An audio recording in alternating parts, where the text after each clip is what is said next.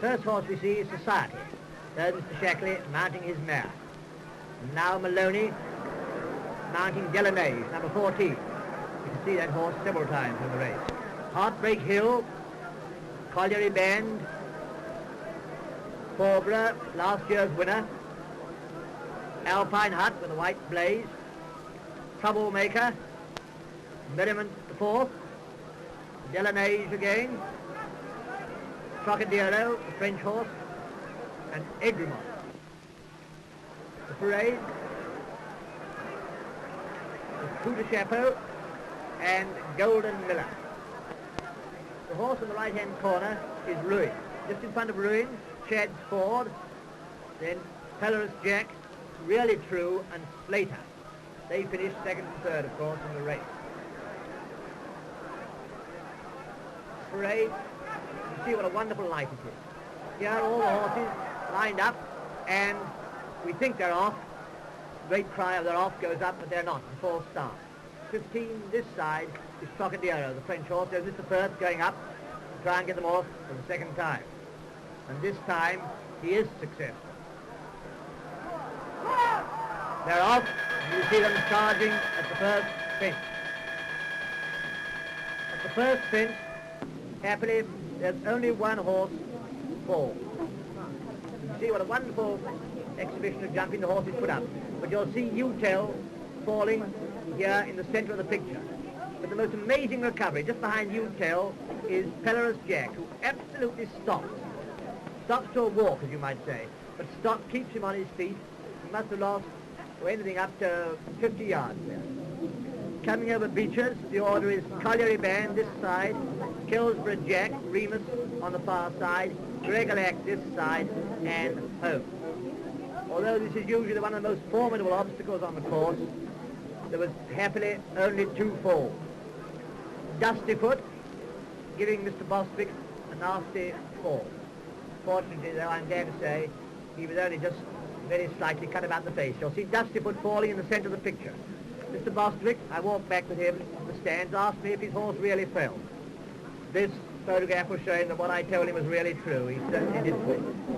Here's Society, usually one of the best of jumpers, seemed to find the fence is too big for her. She tried to refuse there. She jumped short and deposited Mr. Shackley heavily on the ground. I was afraid he was hurt. It was a great relief to see him get out. We're now by the railway. This is the furthest point from the stand.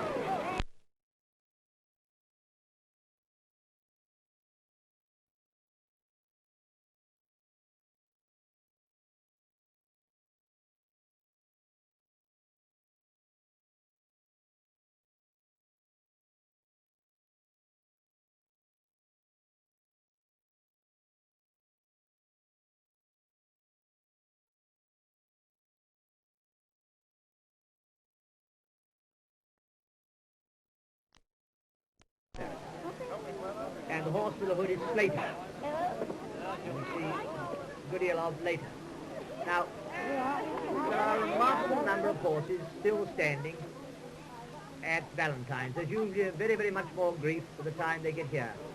The horse jumping this side with the hood is old Belly Hanwood, who's jumped this course many, many times.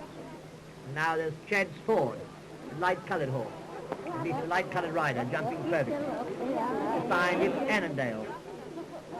And there, Ballybrack, who won the Hunters race here last year.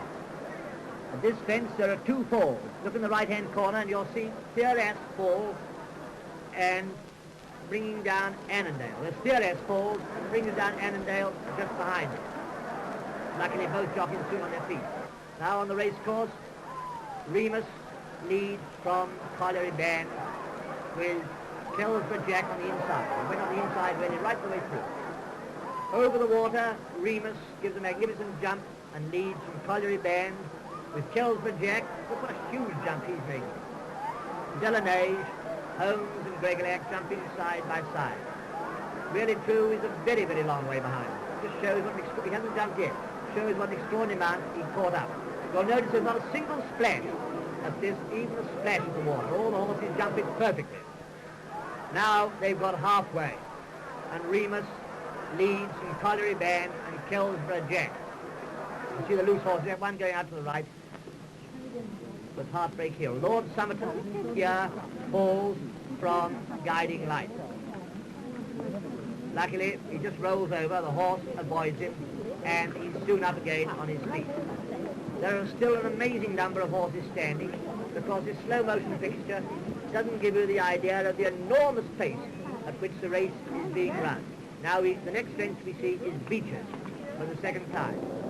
And Kellsboro Jack this side, and Remus and Delaney, just going off the picture, lead the field. The most important point here is that Golden Miller, right in the centre of the picture now, makes a frightful bloomer, and Ted Leader makes a brilliant recovery. But he doesn't quite, luckily, he doesn't come to grief.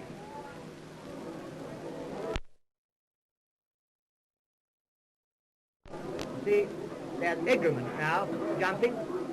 He couldn't go the pace at which the race has run this year. Last year, of course, he was first or second all through the latter part of the race. There's Merriment the fourth, going off the picture now.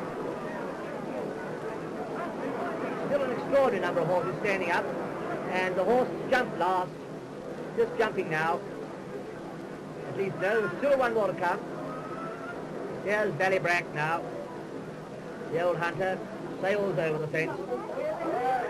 They all seem to peck because that's because of the drop.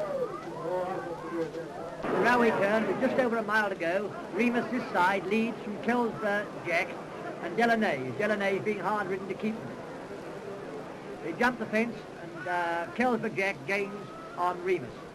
So now, if you look very, very carefully, you may see Golden Miller's fall. Golden Miller is rushed up by Leader. You'll see, there he is, being rushed up now at the canal turn fence, but unfortunately, they come to grief. You'll see Leader comes in off just in the right-hand corner.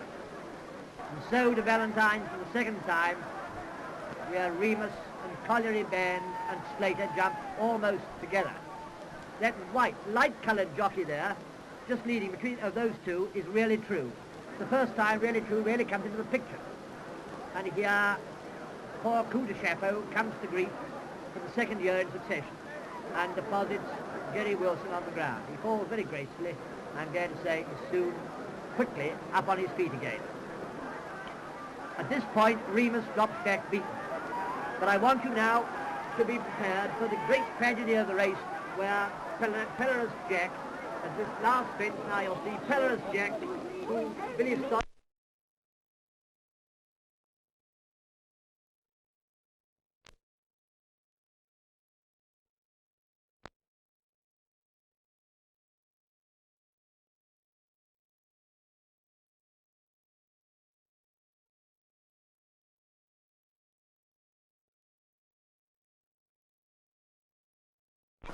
So up the straight we come, up the straight with Kellsboro Jack passing the post 3 lengths clear of Really True and the hooded horse later Burns, just behind.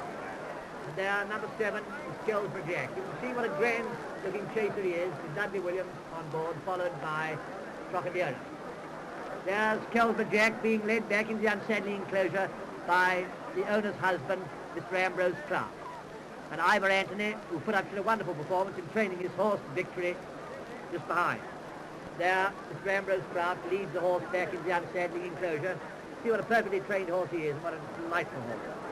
And so we leave Kellsboro Jack, leave Cricket au revoir till the Grand National of next year.